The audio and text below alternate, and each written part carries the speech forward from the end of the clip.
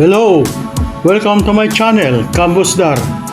Ngayon naman po ay ating tatalakayin ang isang artikulo na ibig sabihin ay hindi makatulog dahil sa sobrang pag-alala at iba pang maaaring dahilan ng insomnia. Napakaraming health benefits ang maaari mong makuha kung makakatulog ka ng sapat. Ayon sa Healthline, nakakatulong ang sapat na pagtulog para pagandahin ang mga brain function mo na may kinalaman sa pag-iisip, concentration, productivity at performance. Sabi pa ng isang pag-aaral, bumabagal ang pag-iisip ng isang tao kung hindi ito nakakakuha ng sapat na tulog. Malaki rin ang epekto ng sleep deprivation na sa iyong mood ay mapapansin mo na nagiging irritable ka at maiksi ang iyong pasensya. Ang mga taong hindi nakakakuha ng sapat na tulog ay maaaring malaki ang risk na magkaroon ng sakit sa puso. Ang iba pang mga benepisyo ng sapat na tulog ay nakakapagpaganda ito ng memorya. Napapansin mo bang nagiging makakalimutin ka?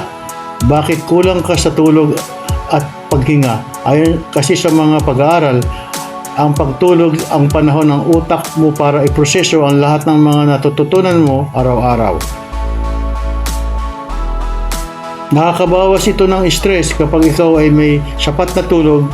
Gagawa ang katawan mo ng maraming stress hormones. Sa panahon ngayon, sa sobrang bilis ng oras at napakaraming demand sa ating mga trabaho at pamilya, malaki ang may tutulong ng sapat na tulog para hindi ka ma-overwhelm at ma-stress sa dami ng iyong kailangang gawin.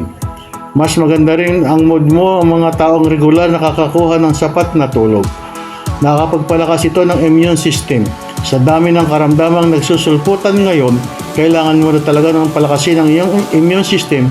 Kung lagi kang puyat, mas madali kang tatamaan ng mga sakit. Sa pagtulog mo, kasi gumagawa ang katawan mo ng karagdagang protein molecules na siyang nagpapalakas ng iyong immune system. Kung kailan ka sa tulog at kulang ka rin naman sa protein molecule, mas mabilis na sisipunin at uubuin ka kung kulang ka sa tulog. Nakakatulong itong i-maintain ang inyong timbang bagamat hindi ka papayat sa pagtulog. Makakatulong naman ito para ma-maintain mo ang timbang na gusto mo.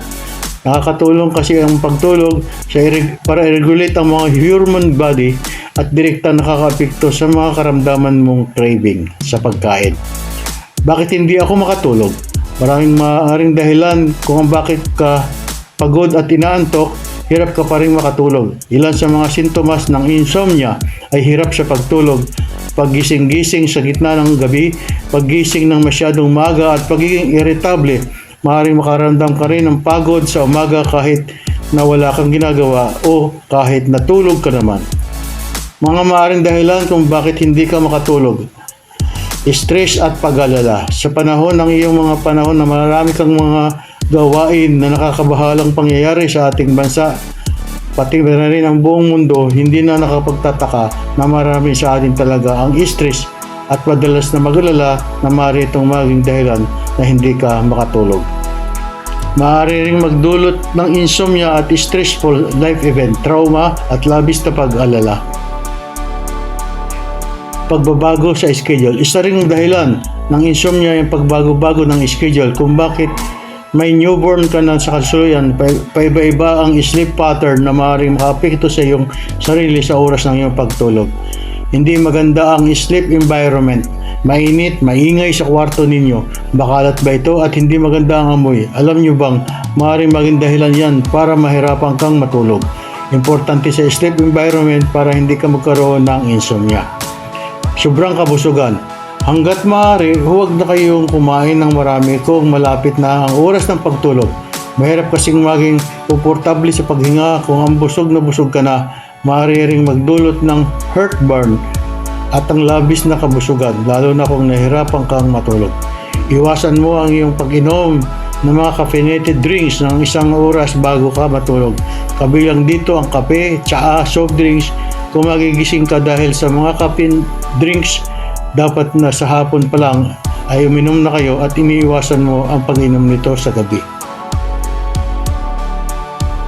Mayroon kang mental health disorder, maaari ring maging sanhi ng insomnia ang mga karamdaman tulad ng anxiety, post-traumatic stress disorder at depression. Kung meron ka sa mga ito, makakatulong kang lumapit ka sa isang medical expert para mabigyan ka ng tamang diagnose at gamot. May ilang mga gamot na maaaring magdulot ng insomnia. Ipagbigay alam ito sa mga doktor na eksperto sa sakit na ito. Hirap kung matulog at sa tingin mo ay gamot ang dahilan nito. Pagbabago ng iyong hormones. Malaki rin ang epekto ng pagbabago ng iyong hormones sa iyong pagtulog. May malimit na nakakaranas ka ng insomnia ang mga buntis.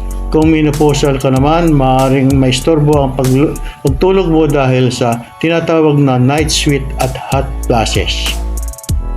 Ano-ano ang mga maaaring solusyon sa insomnia? Tandaan, ang maraming gawin medical sa insomnia. Kailangan mo munang kumonsulta sa doktor bago ka sumubok ng kung anong mga sleeping pills o gamot sa pampatulog. Lalo na kung ikaw ay buntis o meron kang tinatawag na underlying medical condition. Kung ayaw mo namang uminom ng mga gamot, narito ang mga natural na paraan para makatulog. Huwag gumawa ng kahit anong isang oras bago matulog. Mahirap itong gawin lalo na para sa mga magulang, ngunit ito ang isa sa mga pinaksa ng magandang paraan para maging maganda ang tulog mo gabi-gabi. Ayon sa mga eksperto, hindi ka na dapat gumagamit ng gadget o manood ng TV isang oras bago ka matulog. Dapat i-reserve mo ang oras mo para sa mga wind down ng isip mo. Kung may mga kailangan kang gawin, piliin mo ang pagtitiklop ng mga bagong labahing damit, payo ng mga research, relaxing kasi ang amoy nito. Ang mga bagong labang damit. Uminom ng banana tea. Nakakatulong ang mga magnesium na mayroon sa mga saging para maging maganda ang tulog mo sa halip na kainin ito. Pwede mo itong gawing tsaa.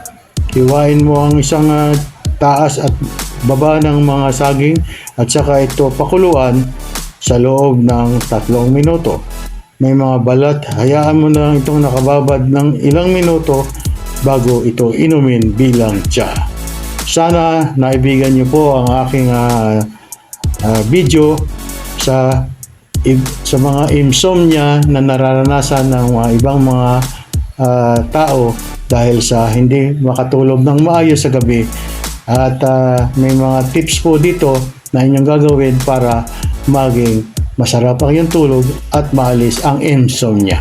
Maraming salamat po at sana i-subscribe po nyo ang aking channel at hit ang notification bell para sa aking susunod na video ay meron po kayong update. Maraming salamat po.